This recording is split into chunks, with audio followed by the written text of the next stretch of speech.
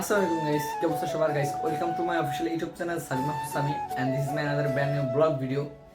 Guys, right now প্রায় 6:30 বা 7:40 বাজে কাছাকাছি 35 বাজে। সো আমাদের এখানে ফরিদপুরের একটা মেলা হচ্ছে রাজেন্দ্র কলেজের পুনাক মেলা। তো আমরা সে জায়গা যাবো, সেইটা নিয়ে আজকের ব্লগটা টাইটেল এবং থাম্বনেল দেখে অবশ্যই বুঝে গেছেন।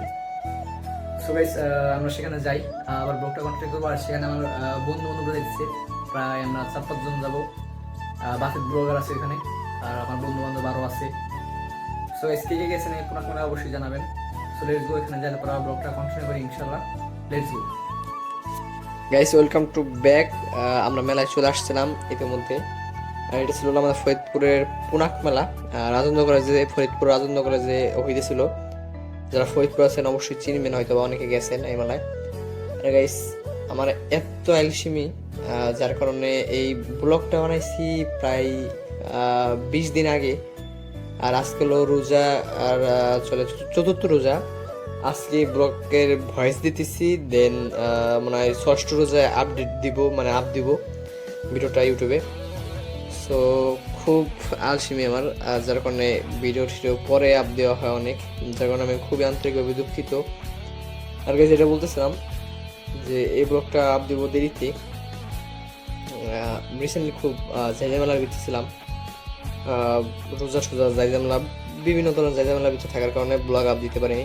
আগে যেটা বলছিলাম, এটা হলো আমাদের রাজনগরের পুনাক মেলা। এখানে যারা ফরিদপুর আছেন বেশিরভাগ মানুষই আসছে, এবং ফরিদপুরের বাইরে অনেক মানুষ এখানে উপস্থিত হয়েছিল বা আসছিল। আর এখানে আমরা গেছিলাম হলো আমি, আমার আরেকটা 4টা বন্ধু আমার সাথে ছিল। আমরা সবাই গেছিলাম এখানে। আসলে কি, যে কোনো জায়গায় বা কোনো অনুষ্ঠানে, অকেশনে বা কোনো মেলায় ঠেলায় যাই বলেন আপনারা, একা যাওয়ার থেকে দলবদ্ধভাবে, মানে ফ্রেন্ড সার্কেল যাওয়া এক মজা, ফ্যামিলি নিয়ে যাওয়া আরেক মজা। মানে একা কোনো জায়গায় মজা নাই। আপনি ফ্রেন্ড সার্কেল নিয়ে যান, সেটা আপনার আলাদা একটা মজা পাবেন, এবং ফ্যামিলির সাথে গেলে সেটা আবার আলাদা একটা মজা। যার কারণে কোথাও একা জায়গায় কোনো মজা নাই, বা কেউ পান নাকি জানি না আমি, কিন্তু আমার পার্সোনালি কোনো জায়গায় একলা গেলে ভালো লাগে না। মানে কেমন একটা নিজের বলদ মনে হয় যে আমি একলা থাকবো, একলা ঘুরবো, কেমনি কি করবো। সাথে আমার কেউ থাকলে এটা ভালো লাগে, অন্যরকম একটা বিষয়। তো যেটা বলতেছিলাম, আর এখানে খুব মানে বড় সড়ো করে এই মেলাটা বইছিল। আমাদের ফরিদপুরের সব থেকে বড় মেলা হয় হলো কবি জসীমউদ্দিন, ফরিদপুরের কবি জসীমউদ্দিনের মেলা। জসীমউদ্দিনের বাসার সামনে বিরাট বড় মাঠ, সেখানে হলো মেলাটা অনুষ্ঠিত হয়। সো এই বছরও মনে হয় সামনে মেলাটা হবে, অনুষ্ঠিত হবে। কিন্তু তার আগে যে রাজেন্দ্র কলেজে একটা মেলা হইলো, এটাই ফার্স্ট। এর আগে রাজেন্দ্র কলেজ কোনো মেলা হয়েছে, বাট মানে এই পুনাক মেলা হয় নাই।